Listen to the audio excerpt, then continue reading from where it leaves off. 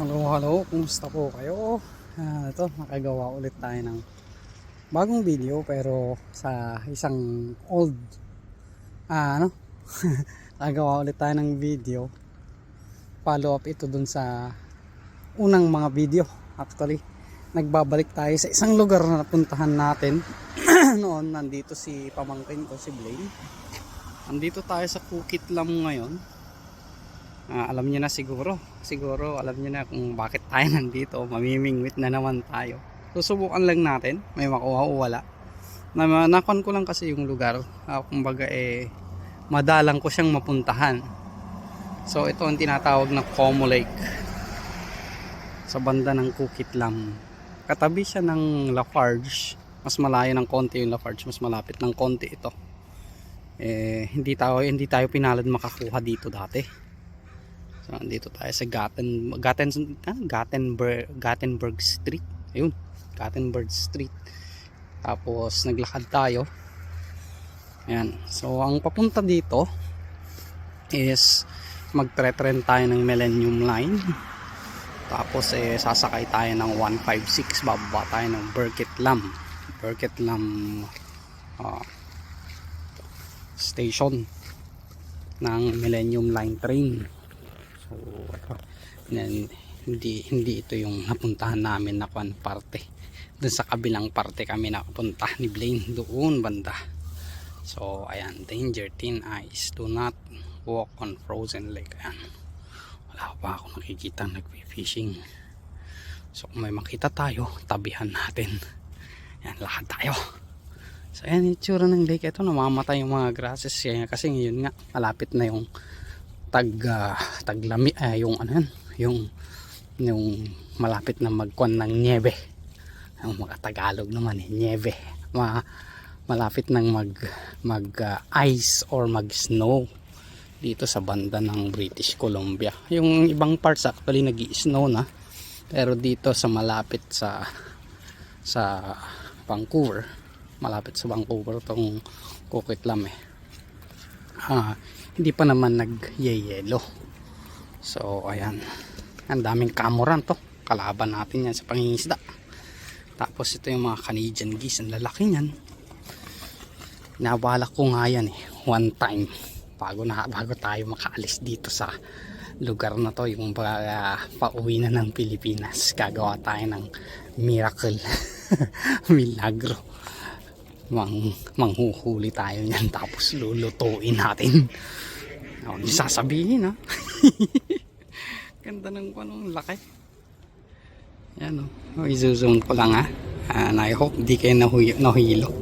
Canadian geese, lalaki yan, siguro approximate ko mga 9 kilos yung mga yan, 9 to 10 kilo yung kalaki nyan.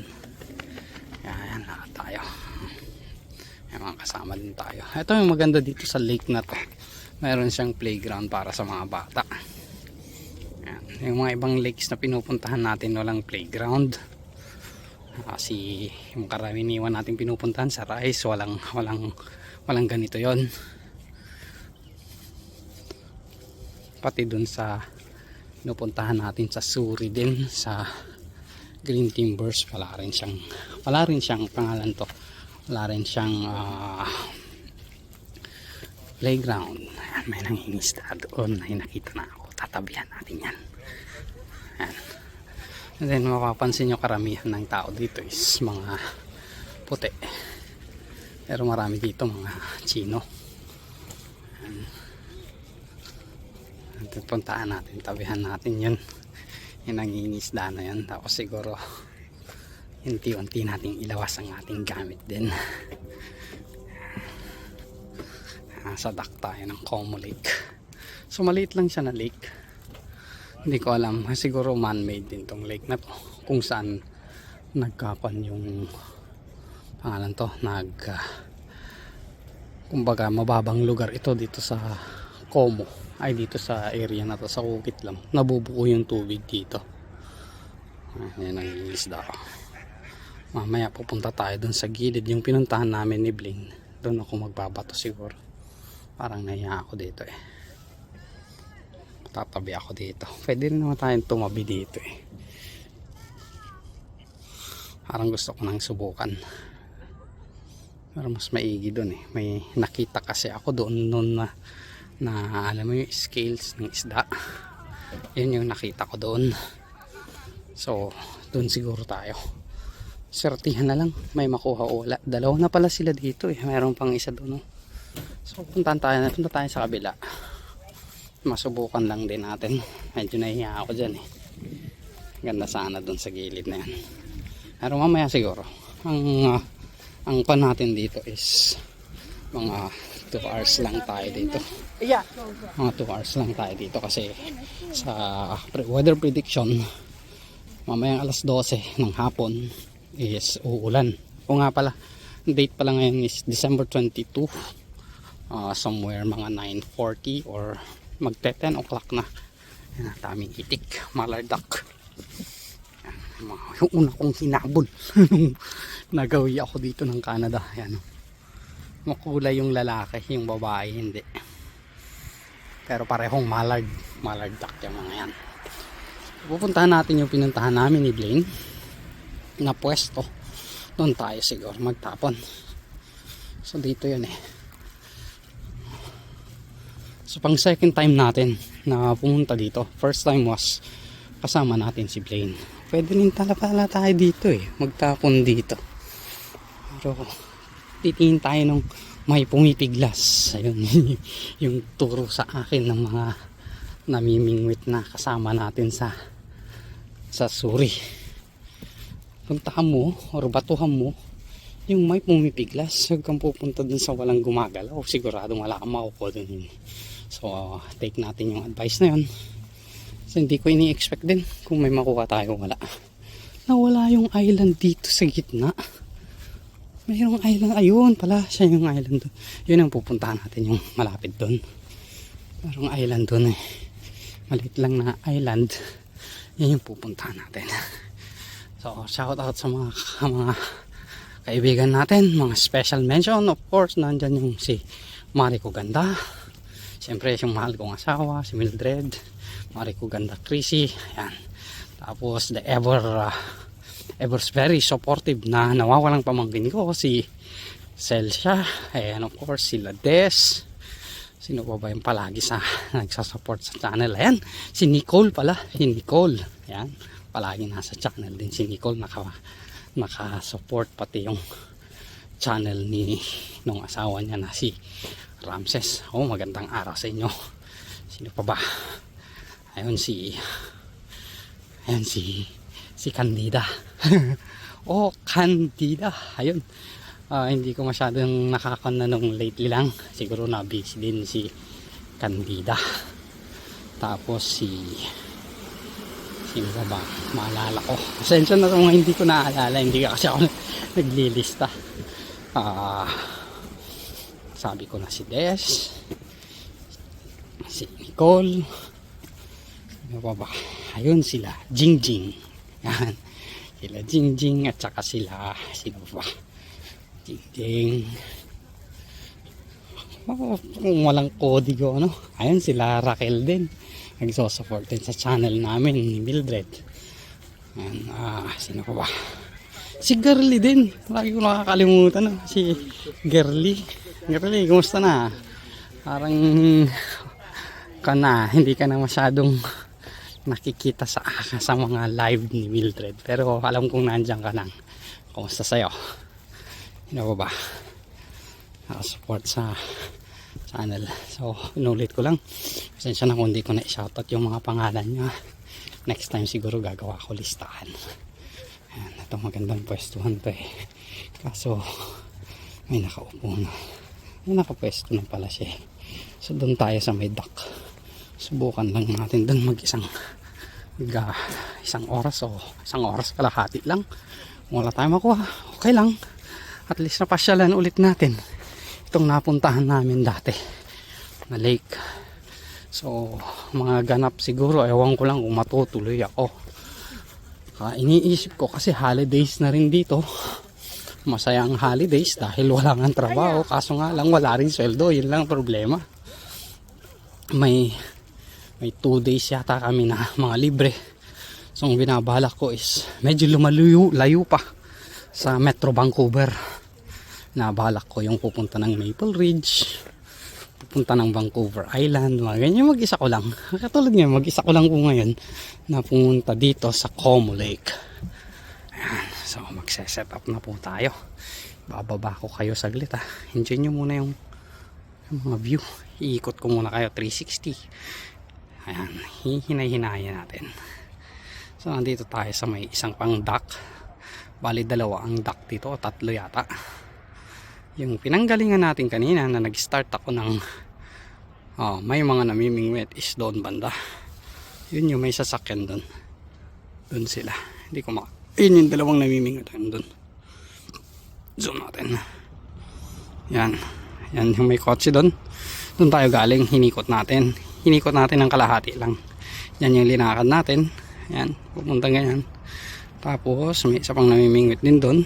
Halos inaantok na. Tapos dito, nag-end tayo dito. So, mag-update ako mamaya ng konti, ano. Set up muna ako, tapos pakita ko kayo paano yung set up. Kala ko hindi naka-record. Okay, balikan ko kayo. Ayun, saglit na saglit lang, wala pong isang segundo. Bumalik agad tayo. And, ayan, naka-set up na tayo. So, bottom rig ang gamit natin. Ito yung luma kong rod. So, sa mga paborito ko rin. Tapos meron pa tayong isang rod dyan, kaso wala akong nakitang gumagamit ng dalawang rod, kaya isa lang yung ginagamit ko. Kung may makita ako, may masilayan akong gumagamit pa ng isang rod, gagawin ko dalawa din ang ilalagay ko dito.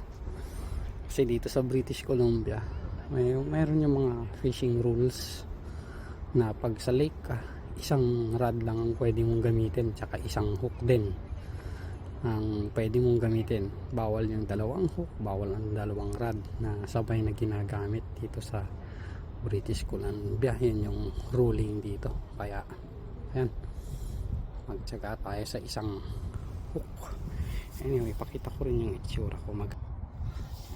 Ay, yan tayo. So makita nyo, parang suman na nabalot ng winter jacket dahil napakalamig po dito. Ewan ko yung ilang degrees kami, 7 degrees yata, pero feels like 4 ang nilalagay nila. Pag humahangin, 4 degrees. So, yan, yung tsura natin. Siguro tayo, meron tayong dalang kape dyan. Habang naghihintay ng mga kagat, dapat dito kwan to may kwan tayo dapat dito. May, yung kalembang na linalagay. So, parang may mga nakita ko yung mga namimingwit wala silang mga kalembang, kaya maki-join in na lang tayo kung ano yung mga nakasanayan sa lake. Pero kung may manirinig ako na may kalembang, maglalagay din ako ng kalembang. Meron din tayo dyan So halos pare-pareho lang naman ang itsura ng lake, pero talagang bukod tangi yung si Rice Lake dito. Kung i-compare ko sa mga iba pang lake, itong lake na to, katabi niya lang yung mga bahay. Yung si Rice Lake, walang masyadong katabing bahay yun. Malalayo ang bahay dun. Talagang bundok yun. Tapos ganun din sa pangalan nito, sa Green Timbers. Medyo malayo din yung mga bahay. Pero mga parang 100 meters away or 200 meters away dun sa lake ng Green Timbers, mga business establishments na malalaking building. And then sila Lafarge ganun din, mismong nasa sentro ng siyudad. Kumbaga sa may istasyon mismo yun bababa ka lang, nandun ka na kaagad sa Lafarge, Lake Lafarge. Doon sana ako pupunta kaso para bang iniisip ko, linggo ngayon marami ang pupunta doon. Tapos may nakakuha ako doon, may kontra ako, hindi naman nakakontra, pero muntik nang nagkaalitan dahil lang sa pagtali. Yung tali namin nagkabuhol yung tali namin galit na galit siya. Mga Vietnamese yata o mga Chinese yung mga yan. Ewan ko kumbaga kung talagang namimingwit ka tapos maramihan kayo namimingwit, natural lang talaga yung nagkakabuhulan kayo ng tali. Para bang siya galit na parang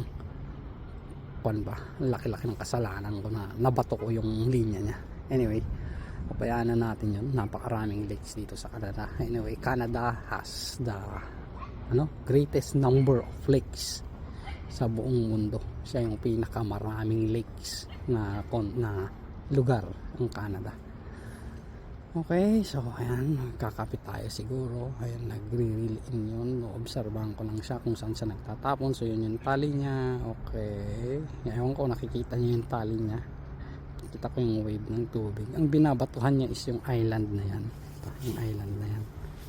So siguro pwede kong batuhan din dito banda mamaya after mga 10 minutes pa siguro. Ayun, parang may floater siya,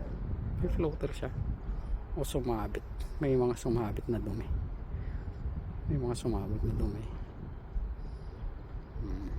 okay. So ayan, update ko kayo mamaya. Buksan ko lang yung kape ko kasi wala tayong stand, hindi pa ako nakabili ng cellphone stand para maiwan ko sana, makita nyo ako nung naka freehand. Anyway, balikan ko kayo seconds lang. Yun, ilang seconds, medyo naglakad tayo ng medyo malayo ng konti dun sa pinagbibingitan natin kasi gusto ko magsigarilyo. Baka bawal dyan sa may lokasyon ng park. Ayan yung park, yung lake at saka yung pathway. Malis tayo dun sa may pathway. Magkiyosi muna tayo. So yun yung itsura ng mga puno dito. So kalbo sila, wala ng mga dahon. Ewan ko kung kailan yung magi-snow dito, pero nung first time ko dito nag-snow siya was December 22. Yun yung isang record high na snow. Tapos last year din, mga third week din ng December, hindi ko na natandaan kung anong date, somewhere mga patapos na ng December yung nag-snow na yan, pero hindi siya record high dati nung last year. So itong taon na ewan ko lang kung kasi mayroon sinabi yung mother ko na kung minsan may pagkakataon na hindi na mag-snow ng December. Ang snow niya is somewhere mga February, mga ganun, or March. So ayun, hindi pa tayo pero sabi niya nung kahapon, nung last week yata, tinitignan ko yung weather. Ang sabi niya mayroong flurries ng Sabado, pero pumasok naman tayo ng Sabado, wala namang flurries, okay naman yung weather. So siguro nga meron yung time na hindi nag-i-snow. So abangan na lang natin kung sakasakali mag-update naman ako kung magkakon ng snow. Medyo nakakakon na rin yung snow dati parang gusto ko ay tsura ng snow, mga ganun din ako dati. Ngayon parang wala lang snow, ganun. Pero ngayon parang wala lang snow nga. Balikan natin mamaya yun, bakit wala namang kukuha dun kakatingin na naman lahat kung may mahuli man yun, hindi na makakaalis yun dun, may talik naman yun Saka medyo naiihi ako, naghahanap ako, naiihihan ko Ayun, pwede rin tayo dito pumesto pala. Ayun, tapatan natin yung mga kasama natin na nandun sa kabila, pero dun na muna mag-spend ng mga ilang minutes pa. So sige, may nakita na akong iihian, maya ulit. Tutuloy po tayo sa pamimingwit. Wala pa rin tayo nakukuha. Ibig sabihin nun, yung mga namimingwit dito hindi sila nagka-catch and release. Ibig sabihin nangunguha lahat, kaya nauubos yung laman. Tulad natin, nagka-catch tayo tapos di tayo nagre-release, nag-uuwi tayo, kaya ubos siguro yung laman nito. And then yung nasabi ko kanina na 12 yung ulan niya, mas maaga yung ulan niya. Ayan, makikita yung mga patak-patak sa tubig ko. Mas maaga yung ulan niya, 10:30 pa lang umuulan na. So ayan, siguro mga 30 minutes pa ako dito, tapos uwi na ako. Uwi na tayo. Ilang kumakagat din obserbahan ko din yung mga kasama natin dun, mga namimingwit din na hindi ko kakilala. Ganun din sila, parang gusto na ring umuwi dahil umuulan tapos wala pang kumakagat. Pero may mga balibalita noon kasi dito pag may bagong release lang, kung may bagong release na galing ng BC Fisheries, ayun medyo maganda daw dito. Pero nag-release sila kasi is nung kwan pa eh, November 31, October 31, October 31 yung nag-release sila dito ng 500. 500 lang yun, malamang ubos ka agad yun. Nung una pa mga mid-October yata, meron silang release dito 1,000. Kumbaga 1,500 sana yung laman nito. Pero panapansin ko, parang hindi 1,500 ang laman na. Mga 100 na lang o kundi baka less than 100 na yung mga lumalangoy-langoy dito. Ang mababait na namimingwit is mahahanap talaga dun sa may rice lake. Meron tayo nakukuha doon eh. Pero dito sa Como at sa Lafarge, medyo alanganin pagkatapos ng 1 month wala nang laman. Pati dun sa Green Timbers ganun din, mga 2 months or 2 weeks lang nga nauubos ka agad yung laman. So yan, medyo malapit na tayong umuwi. So malamang tayo, hindi tayo patitikman ng kanyang isda ng Como Lake. So sige, balikan ko ulit kayo mamaya. Mag 2 hours na tayo dito. Lumipat ulit tayo ng pwesto. Bali pangatlong pwesto na itong pinuntahan natin. Hanggang yung pamingwit natin. Wala pa rin kumakagat ni isa. Tapos lumalakas na rin yung ulan. So probably end ko na yung aking video dito. So maraming salamat sa panunod. Patuloy nating suportahan ng ating mga channel. Support tayo. Ayan, wala tayong nahuli dito sa Como Lake. So bye bye, maraming salamat.